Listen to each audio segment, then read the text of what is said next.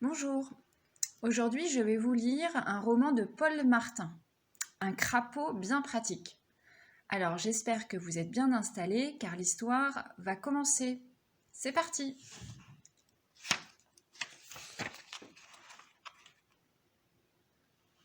Chapitre 1, la fin des aubergines. Est-ce que je suis fou ou juste très observateur? Quand je regarde une assiette pleine de légumes, j'ai l'impression qu'elle a la taille d'un terrain de foot. Alors que si elle est remplie de pâte au lardon, elle me semble minuscule. Surtout au moment où mes parents prononcent la phrase qui gâche tous mes dîners. Eugène, termine tes légumes.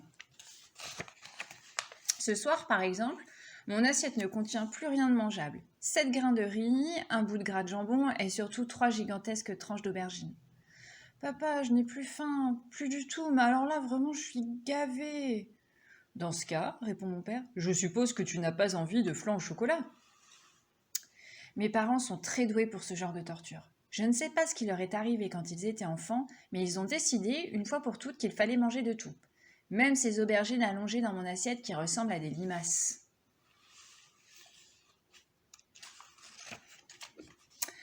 Allez Eugène, ajoute maman, fais un effort. Je tente de cacher une tranche du légume maudit sous le gras du jambon, échec. Ma sœur, Prudence, se fait un malin plaisir de montrer son assiette vide. Toujours parfaite, ma sœur. Je lui lance du riz. Et voilà que cette idiote lâche son assiette qui se fracasse sur le carrelage. Au lieu de gronder Prudence, c'est sur moi que ma mère cria, alors que j'ai juste lancé un minuscule grain de rien du tout. « Eugène, ça suffit !» hurle maman. « Nettoie, et ensuite termine tes aubergines !» Au moins, ça me fait gagner quelques minutes. Je vais dans la cuisine chercher la balayette. À peine ai-je ouvert le placard que derrière moi, j'entends une voix grave qui me dit « Un problème de terminage ? Tu as de la chance, petit, je suis là. » Il me faut un moment pour comprendre d'où vient cette voix. Le machin verdâtre qui se tient entre le lave-vaisselle et l'évier n'est pas un vieux crouton moisi, mais un être vivant qui porte un petit vêtement. Je m'exclame « Une grenouille avec un manteau !» C'est un imperméable, coasse la bestiole. Et je ne suis pas une grenouille, mais un crapaud. Si tu veux que je travaille pour toi, il va falloir te mettre ça en tête, petit. L'animal sort de sa cachette. Normalement, je ne crois pas aux animaux qui parlent, mais je n'ai pas trop le temps d'y réfléchir, car un drame vaisselleux et auberginien se joue dans la salle à manger. La voix de ma mère me le rappelle. « Eugène, viens vite, tes légumes vont refroidir. » « Vas-y, murmure le crapaud, je te suis et je me charge de tout. » Je reviens vers la table et me mets à ramasser les bouts d'assiette. Mes parents me lancent des instructions avec énergie. « Là, à côté du pied de la table, un morceau pointu. Sous la chaise de ta sœur, il y en a 3. » Profitant de cette diversion, le crapaud a sauté sur ma chaise. De là, il lance des coups de langue d'une incroyable précision vers mon assiette. Il réussit à chaque tir et sa langue gluante rapporte un bout d'aubergine qu'il avale tout rond. Cet animal est la terreur des restes. Chapitre 2. Pacte avec un crapaud. 22h06. De l'autre côté du rideau qui sépare en deux notre chambre, ma sœur doit être endormie. J'ose enfin appeler le crapaud. Pour cela, je prononce une phrase qu'il m'a chuchotée avant de s'éclipser à la fin du dîner. « Voilà l'heure, termineur !» J'entends gigoter sous mon lit et, bientôt, la silhouette du crapaud en imperméable sautille jusque sur mes draps. « Pas trop tôt, petit. Je commence à me demander si tu me ferais signe. »« Ben, je dois être discret à cause de ma sœur qui dort à côté. Prudence. » »« Tu as raison, Prudence. J'ai une règle. Aucun humain de plus de 10 ans ne doit connaître mon existence. Alors, comme tu dis, Prudence. Tu t'appelles comment ? » ?»« Prudence, c'est ma sœur, dis-je. Moi, je m'appelle Eugène. Et vous, c'est le termineur, c'est ça ? Voilà, ça fait quelques jours que je t'observe et j'ai vu que tu avais souvent un problème d'assiette à terminer. Alors, si tu veux, je règle ça discretos. Travail soigné, pas de traces. Mais ce crapaud-là commence à me plaire. Je crois qu'on va s'entendre tous les deux. Je demande encore. Vous mangez vraiment tout, même les anchois ? Le sale boulot ne me fait pas peur. Anchois, céleri, piment, langue de bœuf. Je saute de joie dans mon lit. J'ai justement un souvenir horrifié de langue de bœuf à la sauce piquante, mangée chez ma tante Danielle il y a 2 ans.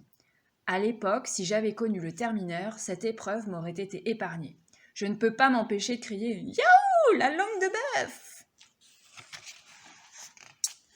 De l'autre côté du rideau, j'entends la voix ensommeillée de Prudence qui grommelle « Toi alors, t'es vraiment un débile, s'énerver en pleine nuit pour de la langue de bœuf. » J'ai fait un cauchemar, Prudence. Le crapaud avance vers le bout de mon lit en murmurant « Elle est réveillée ?» Je file. Discrétion avant tout. À bientôt. Le termineur saute sur la moquette avant de se glisser sous la porte. J'ai encore 1000 questions à poser à mon nouveau complice. Comment a-t-il appris à parler? Pourquoi cet impair? Va-t-il me demander de l'argent? Je suis long à trouver le sommeil, mais je finis par m'endormir en imaginant que je reprends 5 fois de la langue de bœuf.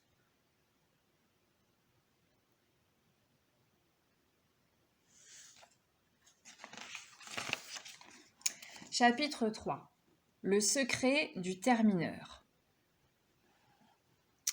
Une semaine a passé. Ma vie est devenue un véritable rêve. Avant chaque repas, le termineur sort du tuyau derrière les toilettes et je le cache dans ma poche. Une fois à table, caché sous ma serviette, il sait viser mon assiette en un clin d'œil, juste quand personne ne regarde. Et zou, avaler les betteraves, gober les haricots verts, les endives à la vinaigrette et les bananes trop mûres. Et pour ce travail, le termineur ne demande rien. Maintenant, il est 21h40. Prudence regarde la télé avec les parents. Moi, je suis dans ma chambre en train de finir de succulents cookies au chocolat. Il faut bien que je mange quelque chose car j'ai faim. Ce soir, il y avait des choux-fleurs. Autant dire qu'ils ont fini dans le ventre du crapaud. Tiens, pour le remercier, je vais lui proposer un petit dessert. Je murmure « Voilà l'heure, termineur !» Et il saute sur mon oreiller. Je lui tends un biscuit. « Vous méritez une récompense. »« Merci, petit, mais je ne mange jamais en dehors du service. » C'est vrai qu'il est assez gros comme ça. Les plats dégoûtants dont il me débarrasse lui réussissent bien. Je remets le cookie dans le paquet. Pour la première fois depuis notre rencontre, je suis vraiment seule avec lui. C'est le moment de poser les questions qui me trottent dans la tête. Monsieur le termineur, vous êtes quoi exactement? Je veux dire, vous avez des habits et tout ça, c'est de la magie? Une malédiction? Est-ce que j'ai une tête de malédiction? Non, monsieur, ce n'est pas de la magie. Juste un boulot comme un autre. Tu crois que c'est facile d'être crapaud de nos jours en ville? Avec les chats qui nous courent après, les pigeons qui bouffent tout avant nous, les rats. Moi, j'ai créé ce travail pour manger à ma faim, tous les jours. C'est tout. Je ne vois pas ce qu'il y a de magique. Et mon impair, il me sert de camouflage. On dirait une vieille chaussette. Dans une maison avec des enfants, personne n'y prête attention. Mais enfin, vous parlez, vous devez être un sorcier transformé en... Un sorcier, n'importe quoi. J'ai appris à parler à force de travail et de volonté. Beaucoup d'animaux peuvent parler, mais la plupart n'ont rien à dire aux humains. Voilà tout.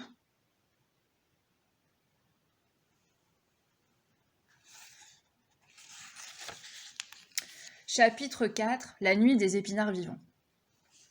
Voilà 15 jours que le termineur s'occupe de finir mes restes. La plupart du temps, tout va bien, mais il profite un peu trop de ce régime.